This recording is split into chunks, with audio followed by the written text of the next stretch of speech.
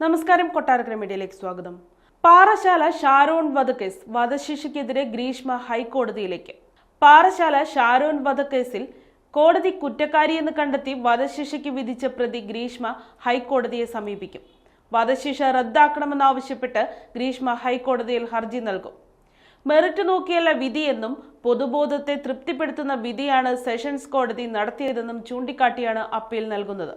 അപൂർവങ്ങളിൽ അപൂർവമായ കേസ് അല്ല ഇതെന്നും പ്രായത്തിന്റെ ആനുകൂല്യം ഗ്രീഷ്മയ്ക്ക് നൽകണമെന്ന് ഹൈക്കോടതിയെ അറിയിക്കുമെന്നും പ്രതിഭാഗം അറിയിച്ചു. കഴിഞ്ഞ ദിവസമാണ് പാറശാല ഷാരോൺ വധക്കേസിൽ ഒന്നാം പ്രതി ഗ്രീഷ്മയ്ക്ക് വധശിക്ഷ വിധിച്ചത്. നെയ്യാറ്റിൻകര അഡീഷണൽ സെഷൻസ് കോടതിയാണ് വിധി പ്രഖ്യാപിച്ചത്.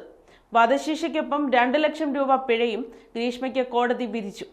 ഗ്രീഷ്മയുടെ അമ്മാവനും മൂന്നാം പ്രതിയുമായ നിർമ്മൽ കുമാറിന് 3 വർഷം തടവും 50,000 രൂപ പിഴയുമാണ് ശിക്ഷ വിധിച്ചിരിക്കുന്നത്. വിധി കേട്ട് ഷാരോണിന്റെ കുടുംബം കോടതിക്കകത്തിരുന്ന് പൊട്ടിക്കരഞ്ഞു. കോടതിക്ക് മുമ്പിൽ തൊഴുകൈയോടെ കുടുംബം നിന്നു. ശിക്ഷാവിധി കേൾക്കാൻ കോടതിയിലെത്തിയ ഷാരോണിന്റെ മാതാപിതാക്കളെയും സഹോദരങ്ങളെയും ജഡ്ജിയാണ് കോടതിക്കുള്ളിലേക്ക് വിളിപ്പിച്ചത്.